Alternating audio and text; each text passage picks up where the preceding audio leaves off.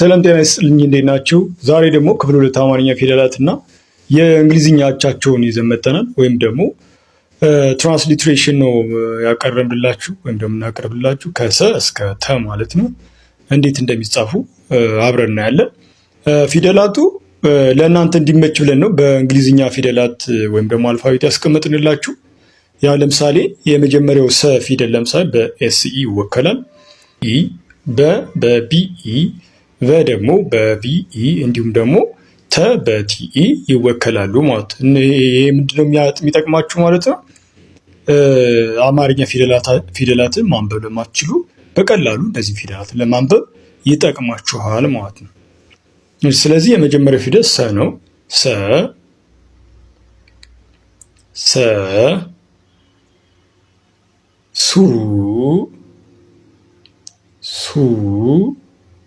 ሱ አጻጻፉን በዛው እያያችሁ ማለት ነው። በእንግሊዝኛ አልፋቤት እንዴት እንደሚጻፍ በቢጫ የተጻፈው ማለት ነው። ሱ ሲ ሳ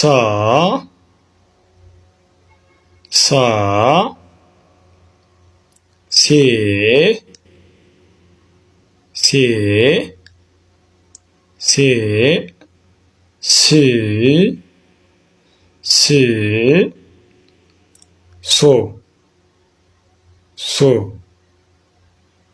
ሶ ቀጥሎ ሸ ነው። ሸ ደግሞ በኤስኤችኢ ይወከላል። ይኸው በዚህ በቢጫ የተጻፈው ከላይ ኤስኤችኢ ሸ ማለት ነው። ሸ ሹ ኤስኤችዩ ሺ ኤስኤችአይ ሻ ኤስኤችኤ ሼ ኤስኤችአይኢ ሺ ኤስኤች ብቻ ማለት ነው። ስድስተኛ ፊደል ስለሆነ ይሄ ስድስተኛ ፊደል ስለሆነ በኤስኤች ብቻ እንወክለዋለን። ቀጥሎ ቀ ነው። ኪውኢ ግን ያ በኬኢም ይጻፋል፣ ችግር የለው። እንደዚህ መጻፍ እንችላለን፣ ችግር የለው። ኪውኢ ብለን መጻፍ እንችላለን። ቁ ኪውዩ ይሄኛው ፊደል ማለት ነው። ኪውዩ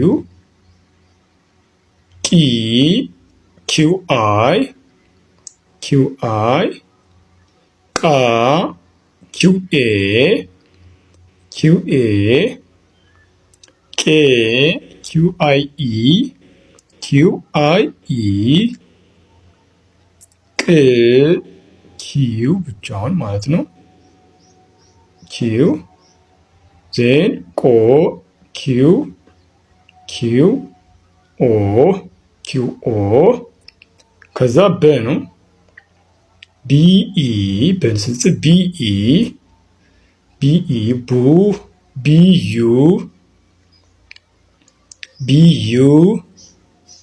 ቢአይ ቢ ደግሞ ቢአይ ይባላል። ቢአይ ባ ቢኤ ቤ ቢአይኢ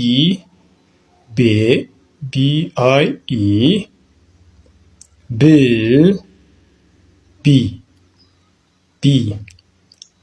ቦ ቢኦ ብለን እንጽፋለን። ዜን ቨ ነው። ቪኢ ብለን እንጽፋለን። ቪ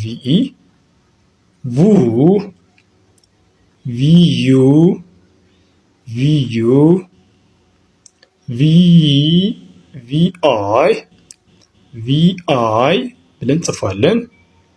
ቫ ቪኤ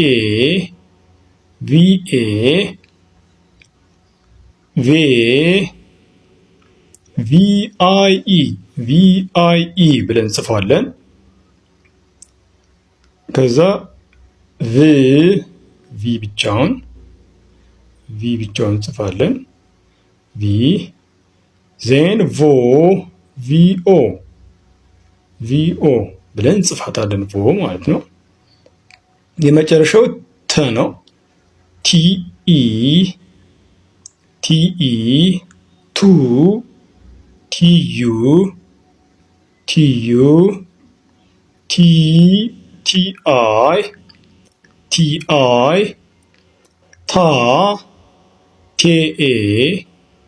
ቴኤ አድርገን ጽፋቸዋለን።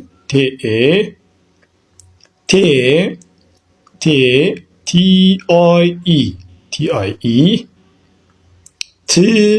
ቲ ብቻውን ጽፈዋለን። እዚህ መጨረሻው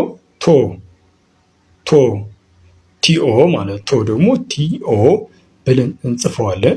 የዛሬ ክፍል 2 አማርኛ ፊደላት እና የእንግሊዝኛ አቻቸውን ይመስላል። ቀጣይ ክፍል 3 ደግሞ የምናቀርብላችሁ ይሆናል። ይህም ቪዲዮ እስከ መጨረሻው በማየት ፎሎ ሊንኩን ደግሞ ኮፒ በማድረግ እንዲሁም ደግሞ ሌሎች ሼር በማድረግ ተባብረን እንጠይቃለን። በውስጥ መስመር መማር ፈልጉ በ0925308048 ደውሉልን። ዘውትር ከሰኞ እስከ አረብ ድረስ ጥንቅቅ አድርገን በሳምንት 5 ቀን እናስተምራለን። ስልካችን ባዮ ላይ ያለ ወይም ደግሞ ፕሮፋይል ላያችን ላይ ክሊክ ስታደርጉ ሙሉ መረጃ አለ። ኢሞ፣ ዋትሳፕ እንዲሁም ቴሌግራም ላይ ተጠቅማችሁ መደወል ትችላላችሁ። ለዛሬ በቃናል። ባባይ